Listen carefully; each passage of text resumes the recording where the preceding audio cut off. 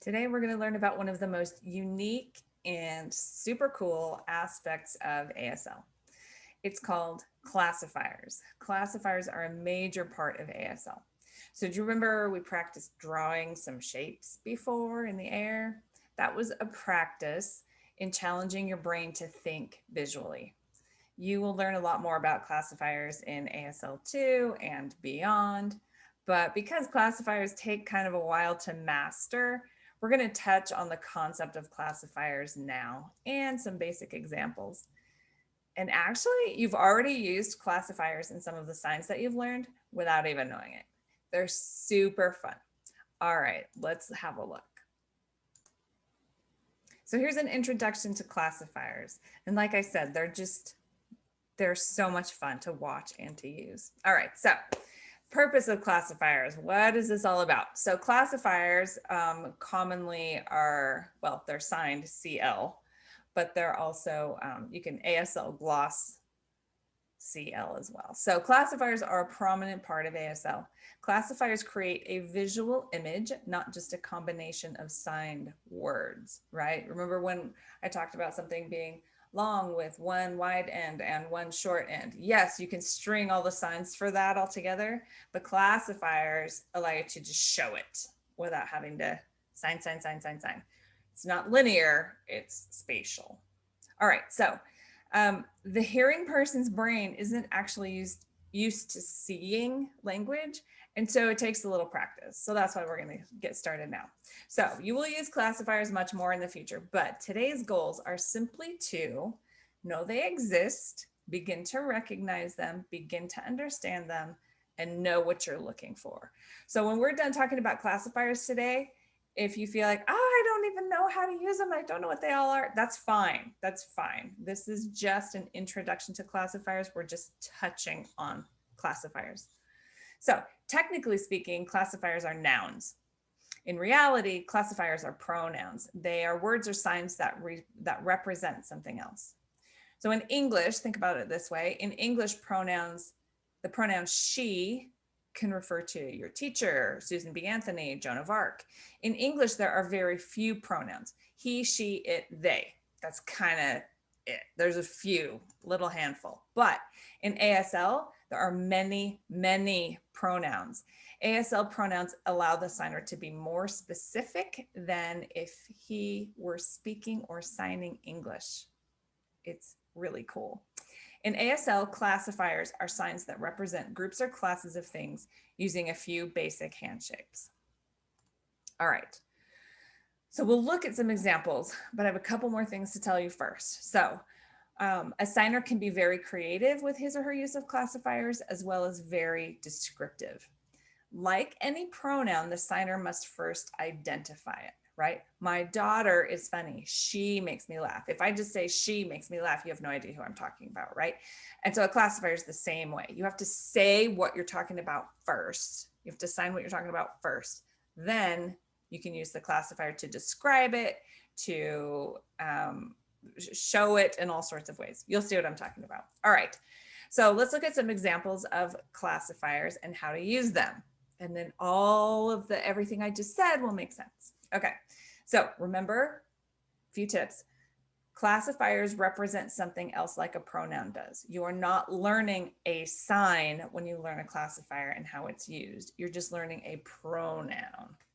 Classifiers are used a lot in ASL storytelling and ASL poetry, which is rather common, but they're also used in everyday descriptions.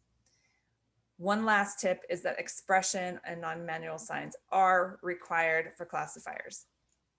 You will notice that classifiers, nouns or pronouns, also incorporate verbs, action, adjectives, adverbs, and prepositions. So really with a classifier, you can convey a great deal of information all at the same time. So I'm going to show you some classifiers now, but this is not a complete list of all the classifiers and their uses. And in fact, it would be impossible to list all the ways that classifiers can be used. I will tell you that in 30 plus years of hanging out with deaf people, I quite often see, oh, that's a new way to use that classifier. All right, so here are the basic hand shapes used for ASL classifiers. Have a look here. Classifiers represent nouns, as we mentioned. ASL has an extensive classifier system used to represent whole objects, surfaces, perimeters, how the noun's being used, the degree or extent of something happening, and etc. Okay, so there's the one classifier. I'll show you some examples here too. So it can represent a person, like what a person does. Let's say the person is hurrying. Okay, let's say the person is sneaking in and they're hunched over. Or they're sneaking around, right? A one classifier can also represent anything that's pole shaped, like a log. Let's say there's a log here, and we'll look at the two classifier in just a minute, but these are your little legs and you trip over the log, right? It could represent a pencil, like if you dropped your pencil and then you couldn't find it and you're looking everywhere. Oh, there it is, right? That's going to represent the pencil. Anything that looks like that. I mean, you're just showing something that could be represented with this hand shape. It could represent hair, right? If you've got that one hair that you're trying to get out of your face, right? That one hair. I've also seen it represent a speedometer. That was one of the coolest uses I've ever seen for a one classifier. I don't even remember who. I wish I remembered which of my deaf friends was, used this in this way, but he was talking about whatever, something happened. He went got in his car and he just took off and he just sped out of there, right? So he got in the car, blah, blah, blah, whatever. And then he went, meaning I hit the gas. Well, he did this first. I hit the gas and I had to stop and figure out like what that represented, right? I had to see the picture in my head of, okay, he's in the car, he slammed on the gas, and what happens? What happens when you slam on the gas? There goes the speedometer. Took me just a second, but I got it. All right, so that's a speedometer. And also a one classifier is outlines of shapes and other descriptors, kind of like we've looked at before. So here's an example. I was walking along, not paying attention, and I tripped over a fallen log. So the way that you could say that with classifiers in ASL would be, so first we have tree, fall, okay? Then here's the log, it's just sitting there. I'm walking along, okay? So rather than saying, I was walking along, not paying attention, and tripped over a fallen log, you just show it. The tree, there it was, and there I am. Okay, so two classifier, that's this or this. It's an upside down two or an upside down V classifier. So this can represent two people and whatever they do, right? Let's say they're just sauntering, taking their sweet time to get to wherever they're going. They're hurrying, they're going in, stopping, turning around and going the other way. The two classifier can also represent eyes, right? So you can do a lot of different things with eyes. You can look at something, you can look up, you can look down, you can stare at something, you can stare somebody else down. You can have wandering eyes, like, oh, it was so boring, I was just looking everywhere. Or you can give someone a dirty look.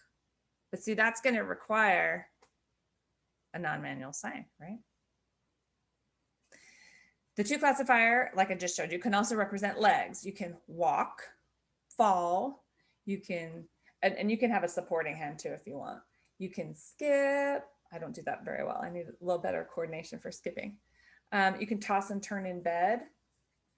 And ASL had the original ROFL, okay? Before ROFL, this is the sign for rolling on the floor laughing, because it represents your little legs, right? And you're just rolling on the floor laughing. So the difference between tossing and turning in bed and rolling on the floor laughing will be what? Facial expression. Oh, I couldn't sleep. Ugh. Or that was hilarious, I'm dying, right? Okay, So here's an example of a to classifier. I walked up to the door, looked around carefully, and turned the handle. Okay, so we'll have the door. I walked up to the door, or I could walk up to the door. I looked around carefully, and I turned the handle. Okay. A 3CL, 3 classifier, can represent a vehicle, and it can represent any vehicle. So this is not the sign for vehicle, right? This is the classifier that represents a vehicle. So it could represent a car, a bus, a truck, a semi-truck, a bike, and a motorcycle, but you have to first say what it is. So I could say my car or my motorcycle or my bike or whatever first, and then I can show you the classifier to show you what it does. So it can struggle along. It can go up the hill and then down. It can pass another car. It can break down. It can crash. All the things that vehicles can do. You just show it on your hands. All right. A 3 classifier can also represent 3 people, just like the 1 and the 2, and it can represent what they do. If they're standing there waiting, if they're meeting 3 other people, stuff like that. All right, so my car struggled up the hill, another car passed me quickly. Okay, so my car, another car, no problems up the hill. All right, a B classifier is used for flat surfaces like a sidewalk, a floor, a wall. It can also be used for the road under a vehicle, like if you're bumpy road, right? If you're talking about, you know, the sidewalk in front of my house has this huge bump in it. You can show it that way. All right, so the road in front of my house has a big dip in it. My car feels like a roller coaster. Okay, so that's fairly descriptive in English, right? But let's see how descriptive we can be in ASL with classifiers. So my house, it will be here. The road is here. The road has a big dip in it. When I drive, or I could say my car, feels like a roller coaster. All right, an FCL can represent anything round. So it could be a stain. It could be buttons on a shirt. It could be a hole, a bruise, polka dots, earrings, nose rings, anything round. So of course you would probably need, I shouldn't say probably, you need to define what you're talking about first. If I'm saying I have buttons down my shirt, that's completely different from saying I have polka dots that go down the front or I have holes in the front, right? So you would need to say what it is first, and then you can show whatever it is. One of my favorite uses for F classifiers is eyes, because even though this also represents eyes, this one is, I don't know, this one's a little sassier maybe. You can roll your eyes. You can be distracted. You can cross your eyes. I've done that before when I'm talking about something that's so boring. I just, right. That thing lasted for so long. I was cross-eyed by the end. It can also represent tube-shaped objects like a pole, and it can represent all sorts of stuff. This is a sign for horns, just anything that's kind of round like that. Okay, so I was eating spaghetti and spilled it on my shirt. Now I have a stain, and I'm going to roll my eyes at the end. Okay, so.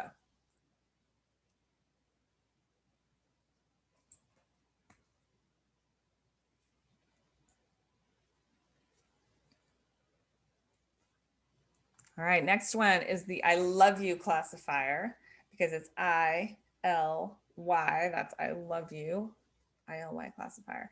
This is a machine that flies. So airplane, biplane, fighter jet, space shuttle, and anything they do. Maybe you're on a plane that has a hard landing, or maybe you're in a plane that has so much turbulence. Ugh. Maybe you're watching the Blue Angels and they're doing their tricks and they're flying right close to each other, and then one comes right down underneath. Okay, very descriptive. So the blue angels were flying together in unison, then one plane flew exactly above the other. It's kind of what I just did. So we would say, probably just fingerspell the blue angels. They're flying together in unison. Then one plane flew exactly above the other. All right, a 4 classifier.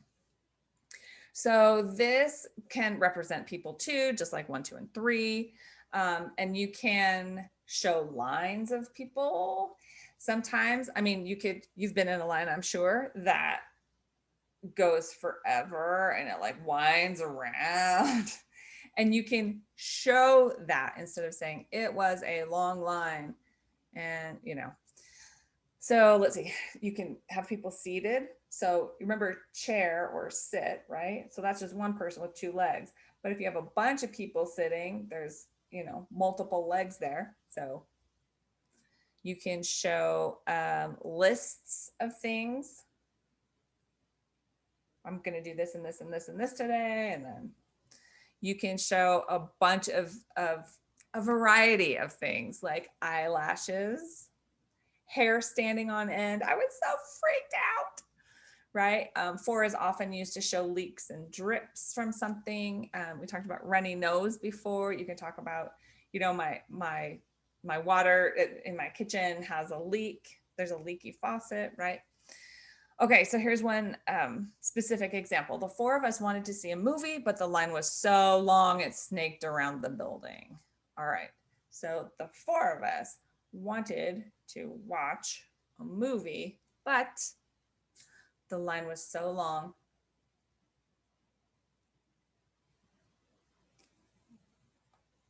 You could even put the building there, right? The 5CL, again, can represent people, what they do. So if there were 5 of us and we came to meet you and your cousin, then the 5 of us are meeting the 2 of you, okay?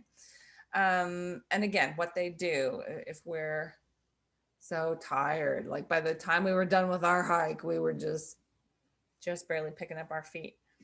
5 can represent masses too, like a lot of things, a full room, lots of rows like an auditorium. It can represent small dots of any kind, freckles, chicken pox, and you can show how much of them. Now, of course, freckles are completely different from chicken pox. So again, make sure that you are using this as a pronoun. Make sure that you have already said what you're referring to, and then you can show it. So my son before had, and then I would just spell it, chicken pox. He was covered from head to toe. My daughter only had a few. All right, now here are 3 videos to watch classifiers in action, and they're awesome. They're so fun. So when you watch videos of classifier storytelling or whatever, watch for pictures and overall images, not just signs. Look for the descriptions. In ASL, you don't tell a story, you show a story. Later on, we'll learn about specific kinds of classifier stories called ABC stories and number stories.